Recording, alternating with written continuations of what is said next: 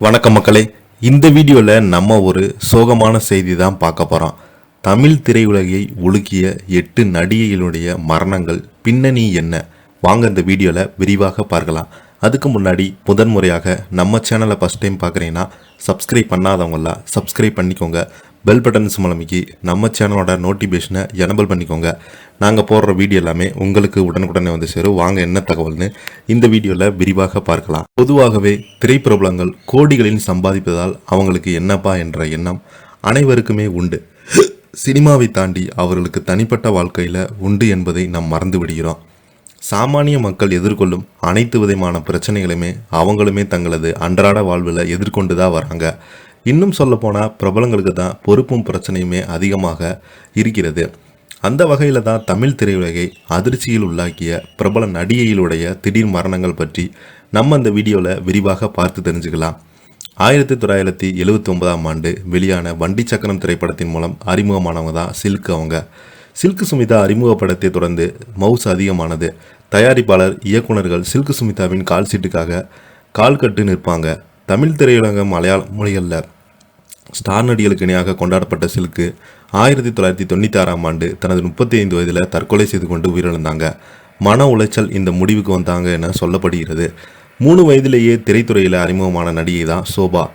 1978 பாலச்சந்திர இயக்கத்தில் வெளியான நிழல் நிஜமாகிறது என்ற படத்தின் மூலம் சினிமாவில் கதாநாயகனாக அறிமுகமானாங்க. முள்ளும் மலரும், மூடுமணி, கோலங்கள் உள்ளிட்ட படங்களில் செம ஹிட்டானது. 1978 வெளியான பசி படத்தில் சிறந்த நடிப்பினை வெளிப்படுத்தியதற்காக தேசிய விருது வழங்கப்பட்டது. 16 வயதிலேயே இயக்குனர் பாலு மகேந்திராவை காதல் திருமணம் செய்து கொண்டாங்க. திருமணமாகி சில மாதங்களிலேயே தனது 17 வயதில் தற்கொலையும் செய்து கொண்டிருக்கிறாங்க. 70-80களில் கொடிகட்டி பறந்த லேடி சூப்பர் ஸ்டாராக வலம் வந்தவங்க தான் நடிகை ஸ்ரீதேவி. இவங்க நிறைய மொழி திரைப்படங்களில் நடித்திருக்கிறாங்க. துபாயில் உள்ள ஸ்டார் ஹோட்டல் ஒன்றில் குளியல் தொட்டியில் மூழ்கி உயிரிழந்ததாக சொல்லப்படுகிறது.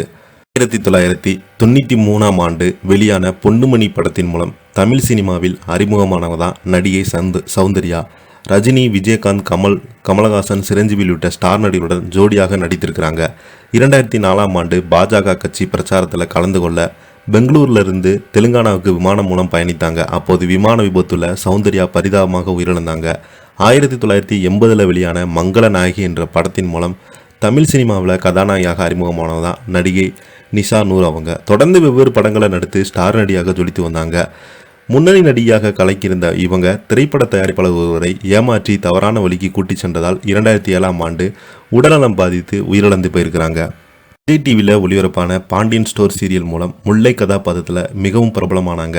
கடந்த 2020ஆம் ஆண்டு பூந்தமல்லி உள்ள தனியார் விடுதியில் தங்கியிருந்த சித்ரா தூக்கிட்டு தற்கொலை செய்து கொண்டிருக்கிறாங்க. 17 வயதில் கங்கை அமரன் இயக்கத்தில் வெளியான கோழி கூபுது படத்தின் மூலம் கதாநாயகியாக தமிழ் சினிமாவில் அறிமுகமானவங்க தான் நடிகை விஜி.